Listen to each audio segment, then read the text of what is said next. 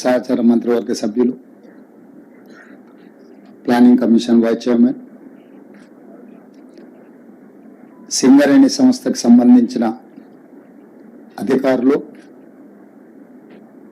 సింగరేణి సంస్థకు సంబంధించిన కార్మిక సంఘాల నాయకులు ఈ పత్రికా సమావేశంలో పాల్గొనడం జరిగింది.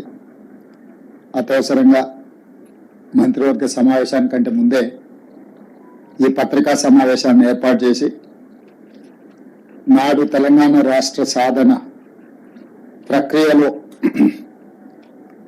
అగ్రభాగాన నిలబడి తెలంగాణ ఉద్యమాన్ని పతాక స్థాయికి తీసుకెళ్లింది సింగరేణి గని కార్మికులు. సింగరేణి గని కార్మికుల యొక్క శ్రమ, వాళ్ళ పోరాట పటిమ తెలంగాణ రాష్ట్ర సాధనలో అత్యంత క్రియాశీలకమైన ప్రత్యేకమైన పాత్ర పోషించడం జరిగింది. అలాంటి సింగరేణి సంస్థ గత సంవత్సరం మొత్తం సంస్థ యొక్క ఉత్పత్తులు, వ్యాపారానికి సంబంధించి వాళ్ళు పొందిన లాభాలు, దానికి సంబంధించి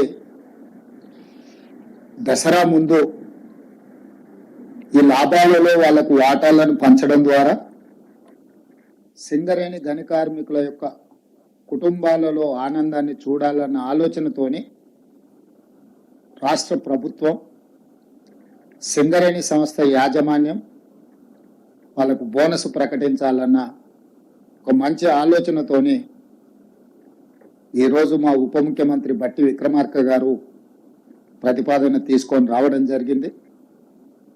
వారి ప్రతిపాదన మేరకు సింగరేణి కార్మికులకు బోనస్ను ప్రకటించడానికి ఇక్కడ మంత్రివర్గ సభ్యులు, ఆ ప్రాంత శాసనసభ్యులు అందరం కూడా ఈ పత్రికా సమావేశంలో మీ ముందుకు రావడం జరిగింది. దీనికి సంబంధించి పూర్తి వివరాలను పాత్రికేయ మిత్రులకు వివరించాల్సిందిగా ఉప ముఖ్యమంత్రి బట్టి విక్రమార్క గారికి సూచన చేస్తున్నాం.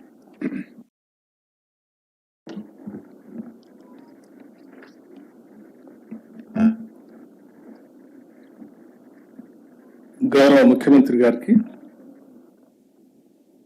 నాతోటి మంత్రివర్గ సహచరులందరికీ, అట్లాగే సింగరేణి సంస్థకు సంబంధించిన పరిసర ప్రాంతాల్లో ఉన్న నా తోటి శాసనసభ్యులందరికీ, పార్లమెంట్ సభ్యులకి, సింగరేణి సంస్థ యాజమాన్యానికి, సింగరేణి సంస్థ కార్మిక సోదరులందరికీ ముందుగా నా హృదయపూర్వకమైనటువంటి నమస్కారాలు. మనందరికీ తెలిసిందే, రాష్ట్ర ప్రభుత్వానికి, రాష్ట్రానికి తలమానికంగా ఉన్నటువంటి ప్రభుత్వ రంగ సంస్థ సింగరేణి సంస్థ. ఈ సంస్థ కార్యకలాపాలలో పెద్ద ఎత్తున కార్మికుల శ్రమశక్తి వలన ప్రొడక్షన్ పెంచుతూ, తద్వారా రాష్ట్ర ప్రభుత్వానికి సంబంధించినటువంటి విద్యుత్ శక్తి ప్రాజెక్టులకే కాకుండా ఇతర సంస్థలకి, పరిశ్రమలకి, ఇతర రాష్ట్రాలకు కూడా బొగ్గును ఎగుమతి చేస్తూ తెలంగాణ రాష్ట్రానికి పేరు ప్రఖ్యాతులు తీసుకొస్తున్నటువంటి సింగరేణి యాజమాన్యం కార్మికుల యొక్క శ్రమని, వారు సాధించినటువంటి లాభాలని కార్మిక సోదరులకు పంచేటువంటి ప్రక్రియ రాష్ట్ర ప్రభుత్వం చాలా సంతోషంగా ఈరోజు ప్రకటిస్తూ ఉంది. రాష్ట్ర ప్రభుత్వం ప్రాఫిట్ ఆఫ్టర్ ట్యాక్స్ 2023-24 సంబంధించి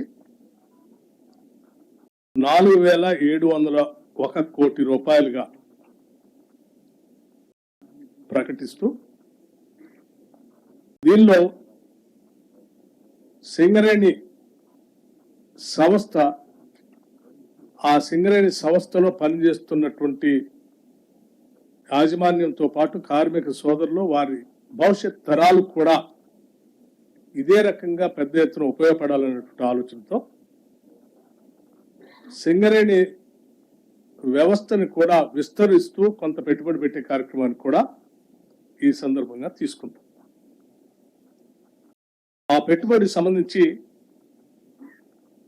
ఇన్వెస్ట్మెంట్ 2,289 కోట్లు పోగా 2,412 కోట్లని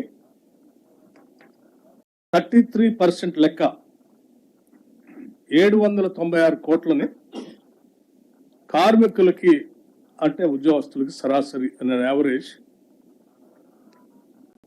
1,90,000 రూపాయలుగా 1,90,000 రూపాయలుగా పంచేటువంటి కార్యక్రమాన్ని ఈ సందర్భంగా ముఖ్యమంత్రి గారి సమక్షంలో యావత్ మంత్రిమండలి మొత్తం సింగరేణి యాజమాన్యంతో కలిసి ఇప్పుడు ప్రకటిస్తా ఉన్నాం.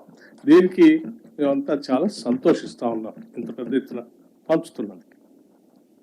గత సంవత్సరం కార్మికులకి 1,80,000 పంచితే ఈ సంవత్సరం అదనంగా 1,70,000 పంచితే ఈ సంవత్సరం అదనంగా ఇంకొక 20,000 కలిపి 1,90,000 పంచుతా ఉన్నాం. ఇది 20,000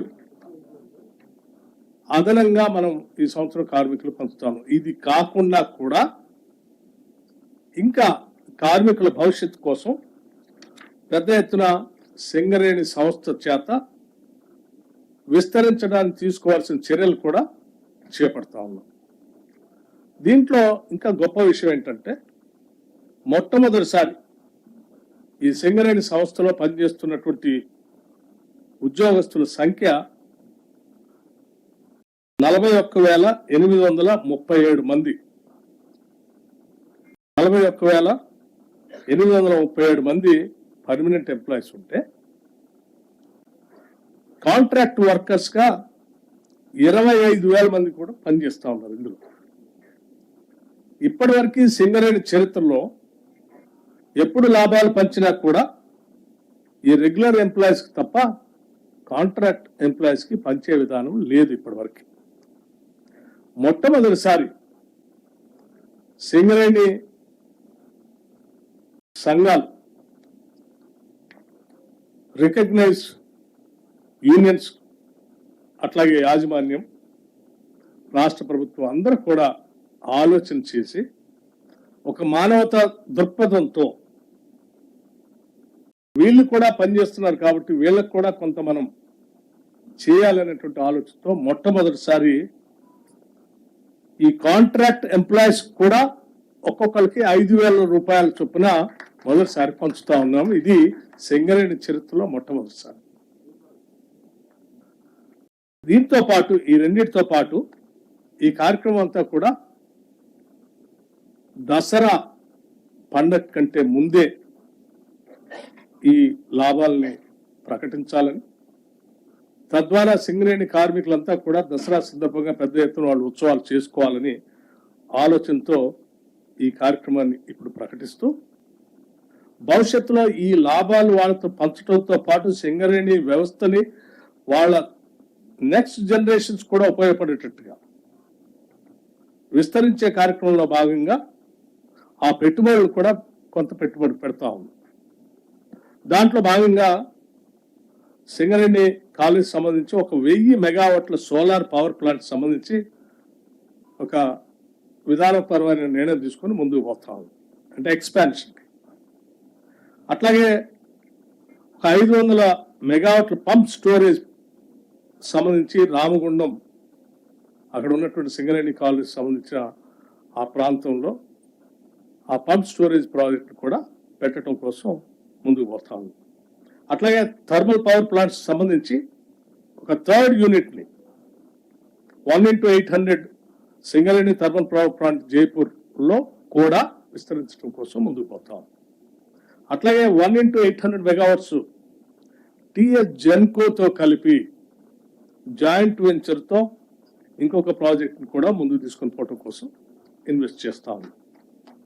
అట్లాగే ఒడిశాలో కూడా అక్కడ మనకు వచ్చినటువంటి సింగరేణి కాలేజ్ సంబంధించినటువంటి బొగ్గు కానీ నైన్కి సంబంధించి దాంతో పాటు అక్కడే పిట్ హెడ్ పవర్ ప్రాజెక్ట్ కూడా పెట్టాలని సింగరేణి కాలనీస్ ఆలోచన ఇన్వెస్ట్మెంట్ కూడా చేసి ఒడిశాలో అంగుల్ డిస్ట్రిక్ట్లో పెట్టాలని విస్తరించడం కోసం ఆలోచన చేస్తా ఉంది.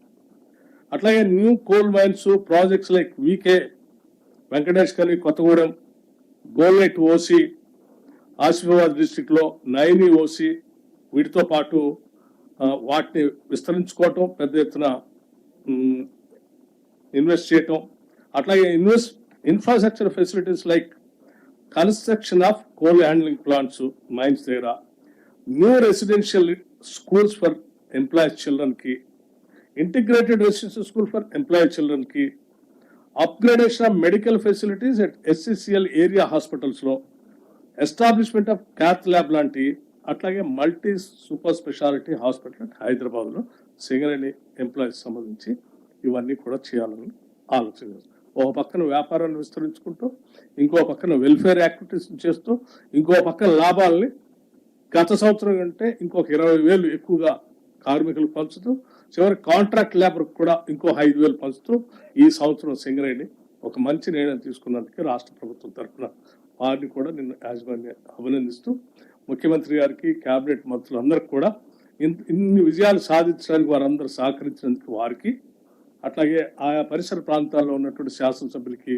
పార్లమెంట్ సభ్యులకి కూడా నేను సింగరేణి కాలనీస్ తరఫున వారందరికీ కూడా హృదయపూర్వకమైనటువంటి ధన్యవాదాలు తెలియజేస్తూ ముగిస్తా ఉన్నాను. Thank you. నమస్కారం.